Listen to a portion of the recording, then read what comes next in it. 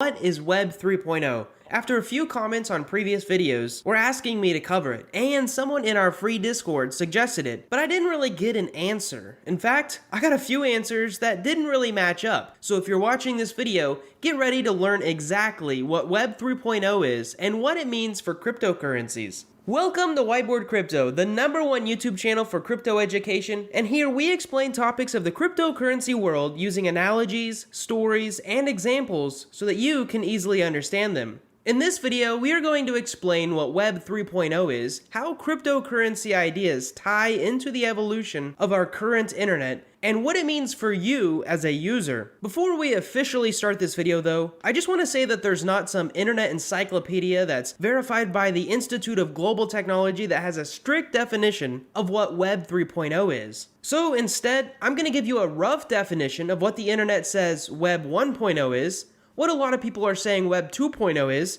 and then I'll explain this new phenomenon that a lot of people are calling Web 3.0.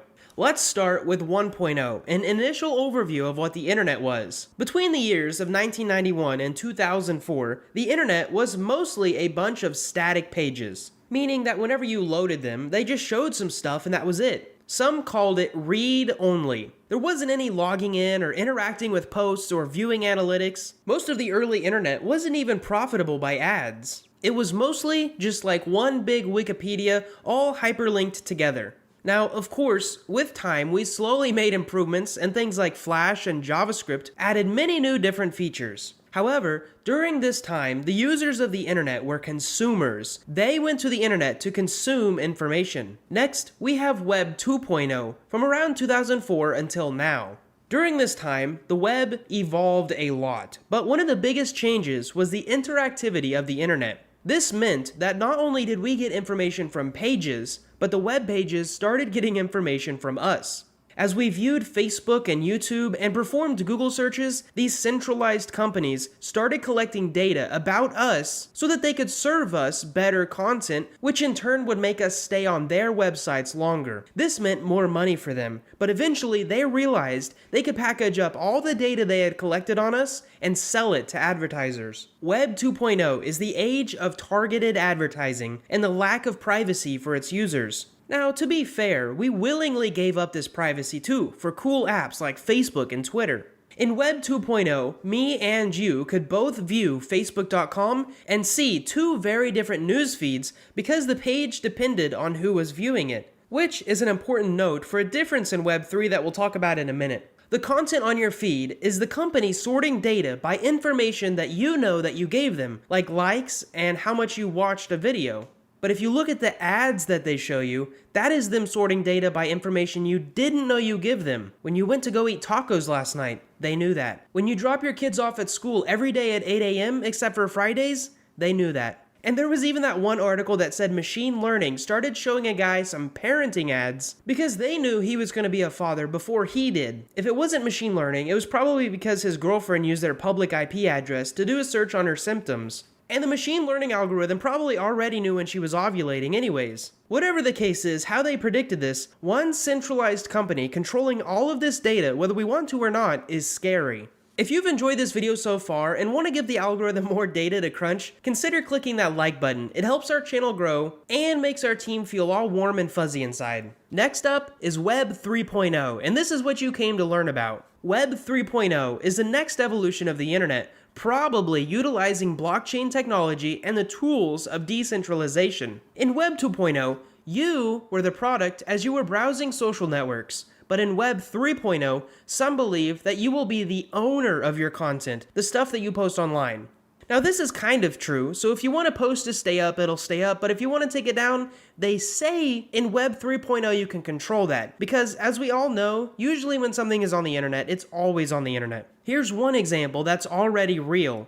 Odyssey is a blockchain alternative to YouTube, where videos can be posted and creators can earn library tokens, which are basically a reward for enticing viewers to watch their videos. The thing about Odyssey, though, is that they can't really stop a video from being posted. If someone uploads it and someone else in the network wants to share it, they technically download that video and then let others watch that video and download it as well, kind of like a big torrent network, if you know what that is. To expand on this, your post couldn't get taken down because your post wouldn't just be on one of Facebook's servers. It would theoretically be on thousands of computers around the world, ensuring that the blockchain social network you're on is not attacked or censored. Theoretically, this means there would be a lot of illegal and hateful things posted, but it would be in the name of freedom, of which the users of the networks could probably decide on a system to reduce that harmful content. But that's for another video. In Web 3.0, experts say that we will reach the point of the internet where every company is ran by a decentralized group called a DAO, which stands for Decentralized Autonomous Organization. And if you want to learn more about what those big words mean, we have an entire video on that topic and what they are used for. However,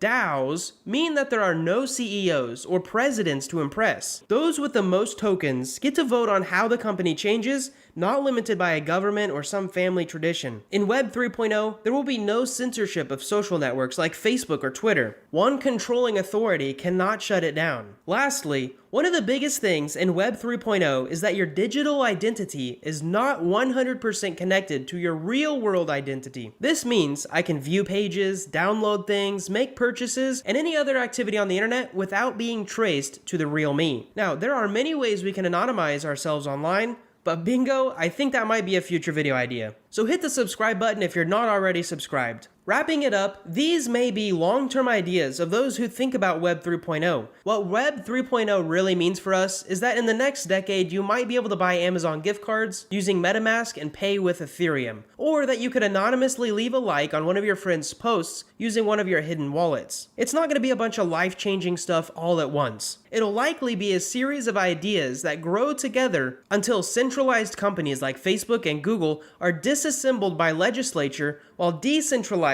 unregulated DAOs grow to replace them. I also want to talk a bit about the Web 3.0 Foundation. Now, there is a company called the Web3 Foundation that supports projects for increasing decentralization on the internet. Their three big projects are the blockchain Polkadot's test chain, and the Web3 Summit, which isn't a good overview of what Web 3.0 actually is. But they also offer some grants, which a lot of them have to do with supporting and using the Polkadot blockchain. So it seems to me the Polkadot team used the Web3 name as a brand to push their own agenda. But that's not what this channel is about. To give you an understanding of what I mean by this would be like the company Facebook buying a foundation for Web 2.0 and saying they are the ones who initiated it. Facebook is a company, while Web 2.0 is an idea. The same way that Polkadot is a blockchain and Web 3.0 is an idea. One doesn't own the other. I actually also watched another very interesting video called Why Web 3.0 is a Scam, where Trader University talks about how Solana is also taking advantage of the novelty of Web 3.0. I just want you guys to understand that Web 3.0 is a big concept that is a bunch of little ideas.